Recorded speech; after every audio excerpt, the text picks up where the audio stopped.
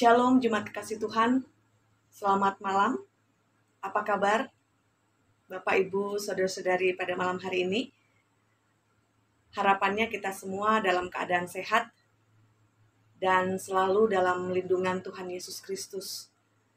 Jemaat Kekasih Tuhan, kita kembali diperhadapkan dengan kondisi di mana kita harus beribadah dari rumah lagi.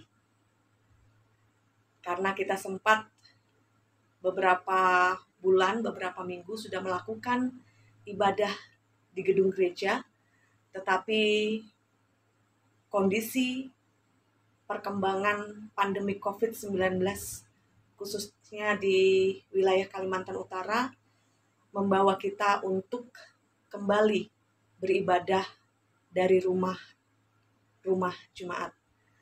Baik itu ibadah hari Minggu maupun ibadah keluarga sektor 1 maupun sektor 2. Jemaat kekasih Tuhan, ibadah dari rumah ini tentu tidak akan mengurangi sukacita dalam memuji dan mendengarkan sebagian daripada firman Tuhan. Dan pada malam hari ini, jemaat kekasih Tuhan, renungan kita yang terambil dari Matius 13 ayat 16 hingga ayat 23 di dalam perikop perumpamaan tentang seorang penabur. Matius 13 ayat 16 sampai 23 tentu kita sudah membacanya. Dan tema renungan kita pada malam hari ini adalah tangguh dan teguh bersama Yesus.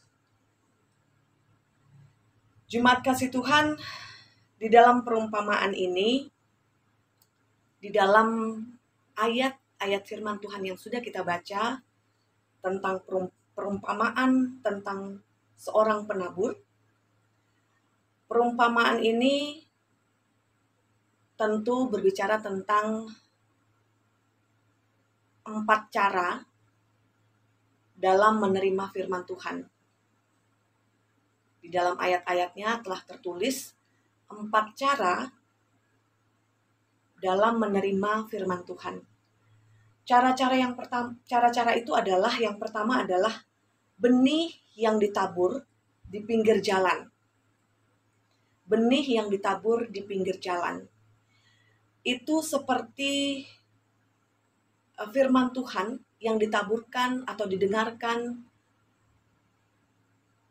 masuk kuping kanan, keluar kuping kiri.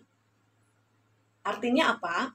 Bahwa firman Tuhan itu seperti lalu begitu saja. Tidak sampai ke dasar hati. Kemudian cara menerima firman Tuhan yang kedua yang tertulis dalam bacaan kita pada malam hari ini adalah benih yang jatuh ke tanah yang berbatu. Benih jatuh ke tanah yang berbatu. Ini artinya bahwa firman Tuhan yang didengarkan itu seperti kabar baik, tetapi tidak terpelihara, atau yang mendengarnya tidak memeliharanya. Sehingga jika ada pergumulan atau masalah, dengan mudah sekali untuk meninggalkan Tuhan. Kemudian cara menerima firman Tuhan yang ketiga adalah benih yang jatuh di semak duri. Perumpamaan ini mengartikan bahwa firman Tuhan tersebut didengarkan dengan baik, tetapi kekhawatiran, pergumulan dalam hidup, kekhawatiran tentang dunia dapat mempengaruhi dan membuat jauh dari Tuhan. Dan cara yang keempat dalam menerima firman Tuhan adalah benih yang jatuh di tanah yang baik. Tentu ini adalah firman Tuhan yang didengarkan, kemudian dimengerti, dan berakar serta bertumbuh. Dan bertumbuh pasti akan berbuah dan menghasilkan buah. Walaupun kita tahu pada ayat bacaan kita buahnya mempunyai jumlah yang berbeda-beda. Itu tertulis di dalam Matius 13 ayat 23. Yang ditaburkan di tanah yang baik ialah orang yang mendengar firman itu dan mengerti, dan karena itu ia berbuah. Ada yang 100 kali lipat, ada yang 60 kali lipat, ada yang 30 kali lipat.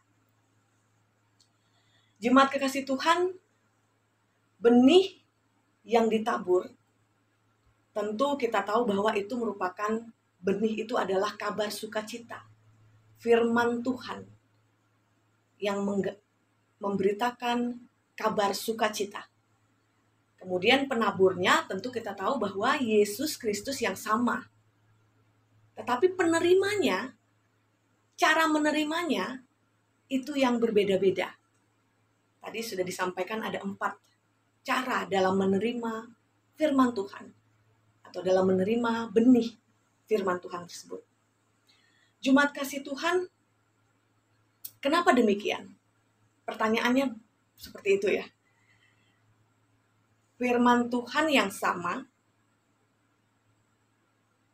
Yesus yang kita beritakan adalah Yesus yang sama, tetapi cara menerimanya itu yang berbeda-beda. Ada yang di semak duri, ada yang di batu, ada yang di pinggir jalan, dan ada di tanah yang baik. Kalau kita melihat kondisi kita pada saat-saat ini, jemaat kasih Tuhan, baik itu di dalam pekerjaan kita, pelayanan kita, keluarga kita, maupun hubungan kita dengan masyarakat atau pergaulan kita, tentu itu kita laksanakan atau menjadi sebuah rutinitas di dalam kita menjalani kehidupan. Dan masing-masing kita, di sini mungkin ada pemuda, ada bapak-bapak, ibu-ibu, adik-adik, tentu mempunyai motivasi yang berbeda. Jadi perbedaan-perbedaan itu yang mempengaruhinya adalah salah satunya adalah motivasi. Apalagi yang mempengaruhi perbedaan? Motivasi, tujuan, target, goals yang ingin kita capai, kemudian cara pandang. Perbedaan-perbedaan ini sangat mempengaruhi cara kita menerima firman Tuhan. Cara kita mendengarkan, cara kita memahami, cara kita menerima firman itu. Salah satunya adalah di dalam pelayanan kita. Apa motivasi kita di dalam melayani Tuhan? Bagaimana cara pandang kita dalam pelayanan? Apa tujuan, target, dan goals kita untuk pelayanan ini? Dalam pekerjaan. Satu ruangan, satu divisi, satu departemen, ada 5 orang misalnya. Mempunyai tujuan, target, goals, motivasi yang berbeda-beda. Hal ini yang menyebabkan, kalau saya boleh melihat bahwa hal ini yang menyebabkan terjadi perbedaan-perbedaan dalam penerimaan.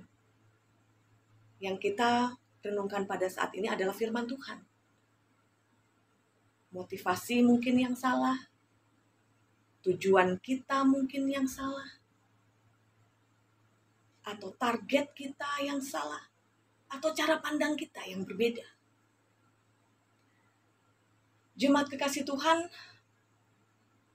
di dalam kehidupan kita hari lepas hari, tentu kita ingin menjadi tempat, wadah untuk firman Tuhan ditabur di tempat kita, menjadi tanah yang baik. sehingga kita dapat berbuah. Karena kita tahu jemaat kasih Tuhan, di ayatnya yang ke-9, Matius pasal 13 ayat yang 9. Siapa bertelinga, hendaklah ia mendengar. Siapa bertelinga, hendaklah ia mendengar. Ketika saat-saat ini kita dipaksa harus melaksanakan 5M. Siapa yang bertelinga, hendaklah ia mendengar. Memakai masker, mencuci tangan, menjaga jarak, menjauhi kerumunan, dan mengurangi mobilitas. Siapa yang bertelinga, hendaklah dia mendengar. Kenapa kita selalu berbeda dalam menerima arahan ini? Yang telah disampaikan tadi, mungkin kita mempunyai motivasi yang lain, mungkin kita mempunyai tujuan yang lain, mungkin kita mempunyai cara pandang yang berbeda. Apa yang bisa menyatukan kita, jemaat kasih Tuhan? Pada renungan malam hari ini yang begitu singkat, kita hanya diberikan durasi waktu yang singkat dalam setiap penyampaian firman Tuhan, baik itu di live streaming maupun khotbah yang direkam seperti ini. Yang membuat kita menjadi satu adalah motivasi yang sama, tujuan yang sama, cara pandang yang sama, yaitu untuk kemuliaan dan kebesaran nama Tuhan. Ketika kita melakukan pekerjaan di kantor, di rumah, semua yang kita lakukan untuk hormat dan kemuliaan bagi nama Tuhan. Ketika kita melayani, dimanapun kita berada, mungkin di masyarakat lingkungan sekitar kita, mungkin di kantor kita dalam melayani, mungkin di pelayanan kita di gereja, satu tujuan, satu motivasi, satu cara pandang, yaitu untuk kemuliaan nama Tuhan. Ini yang membuat kita menjadi tanah yang baik, cara penerimaan firman Tuhan yang baik, bahwa yang kita lakukan saat ini adalah semata-mata hanya untuk hormat dan kemuliaan bagi nama Tuhan.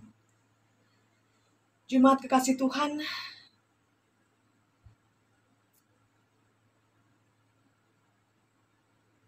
jika semua yang berbeda itu menjadi satu, jika semua perbedaan itu, perbedaan cara penerimaan firman Tuhan itu menjadi satu, bahwa semua hanya untuk hormat dan kemuliaan bagi nama Tuhan, tentu kita tidak akan mudah terombang-ambing oleh angin di jalanan, ya, seperti benih yang diteburkan di tepi jalan.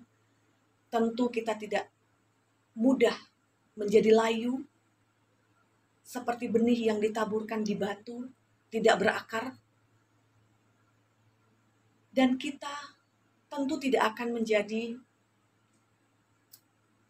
benih yang ditaburkan di semak duri. Ketika ada pergumulan, ketika ada kekhawatiran tentang dunia ini, membuat kita berpaling dari Tuhan. Tetapi jika kita menjadi satu, seperti tanah yang baik, tentu dengan mudah firman Tuhan itu masuk di dalam hati kita, bertumbuh dan berbuah, walau buah itu jumlahnya berbeda. Jemaat kekasih Tuhan, biarlah firman Tuhan yang kita dengarkan saat ini dapat kita terapkan dalam kehidupan kita hari lepas hari, terutama pada masa pandemi COVID-19 ini. Jemaat kekasih Tuhan, selamat melakukan firman Tuhan di dalam kehidupan kita hari lepas hari. Semoga kita menjadi pribadi yang tangguh dan teguh bersama Yesus. Amin.